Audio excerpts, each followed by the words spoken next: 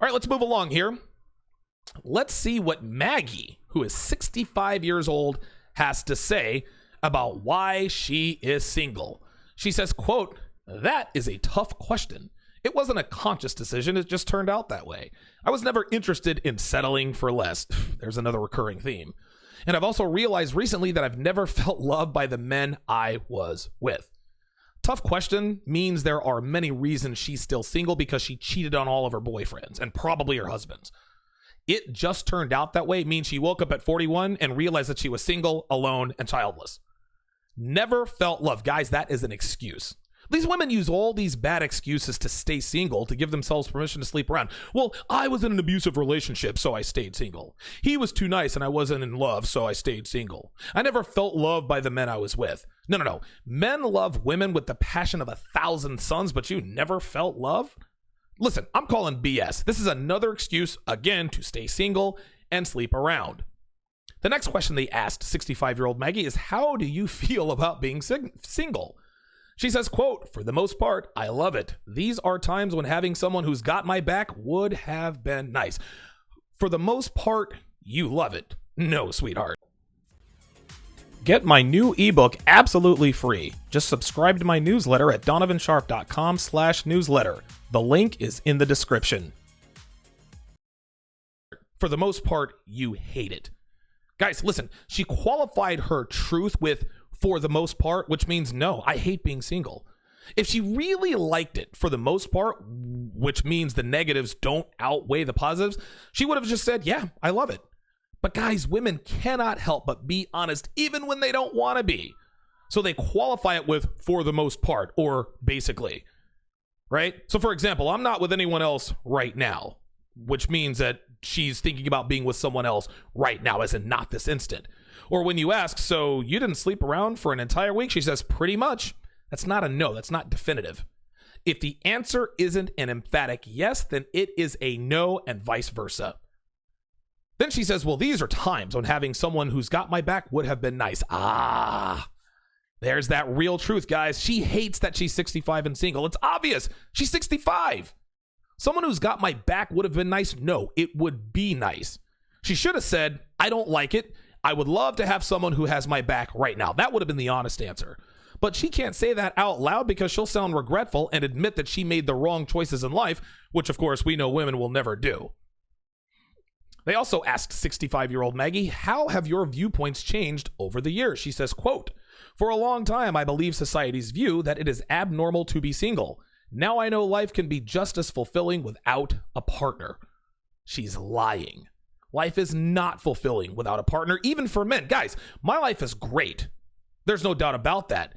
But it's better with Devin in it. I don't need Devin to be happy, but my life is better with her in it. I will freely admit that. And if I, as a man, feels that way, then women definitely do. It's so funny how women just flat out lie to save face. Then they ask Maggie the million-dollar question, what would you tell your younger self? She says, be yourself and accept yourself as who you are. That advice, gentlemen, that is what she is giving to her 65-year-old self right now. She has to accept herself for who she is because she's 65, unmarried, and lonely. She's not giving that advice to her younger 25-year-old self. No.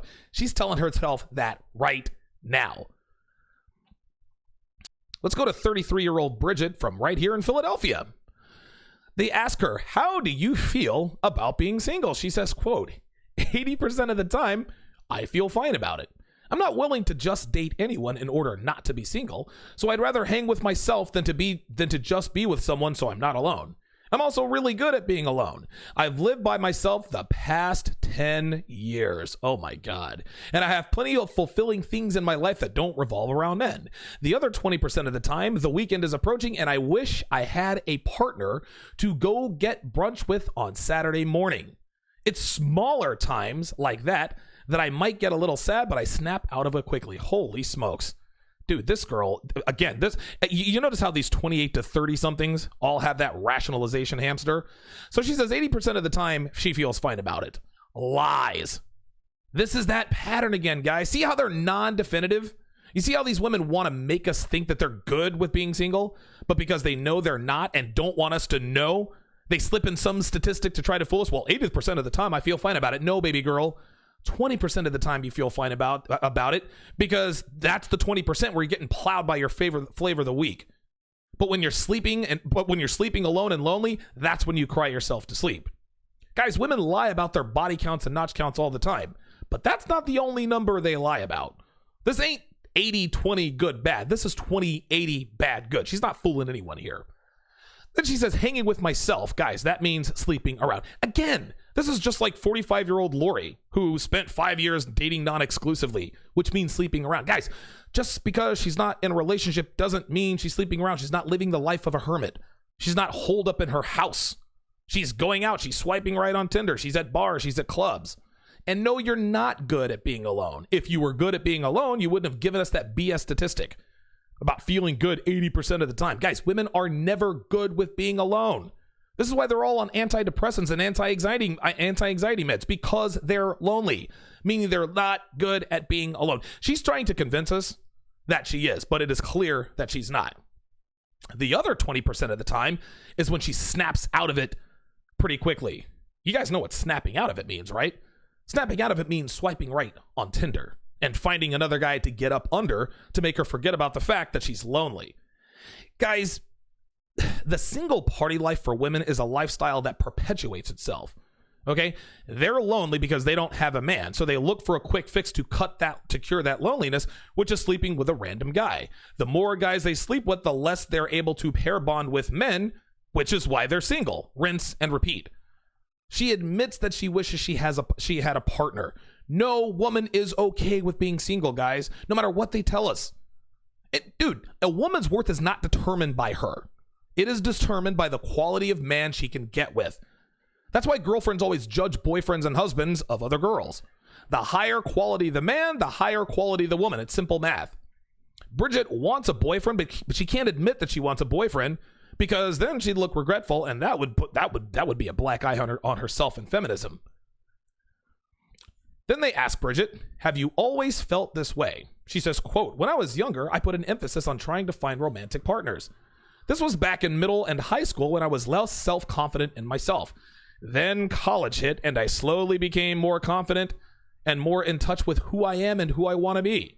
My siblings and I were raised by parents who didn't want us to be dependent on anyone, so I never felt there was an expectation to get married young and start giving them grandbabies. She as good as told us that she lost her virginity around 13, 14 years old, and she never looked back. In college, she became more confident, which means she was getting more sexual attention from men, which gives her more sexual confidence. Guys, this is the kind of confidence these women are talking about. It's the confidence that comes with knowing that you can sleep with any man you want when you're young. That's the confidence they're talking about. This is why they go absolutely mental when they hit the wall, because they're not getting that attention from those same men.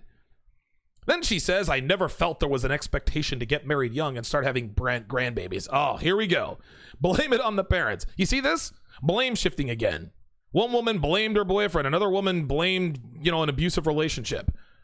Well, the reason I'm 33 and single and sleep around is because mommy and daddy didn't want us to give them grandbabies. That's BS. There's no way you're going to convince me that your parents, who are likely baby boomers, encouraged you to sleep around in your 20s and put off marriage. Ain't no way, sweetie. It's a good try, though. She sleeps around because it's what she wants to do, not because her parents didn't encourage her to get married and have a family.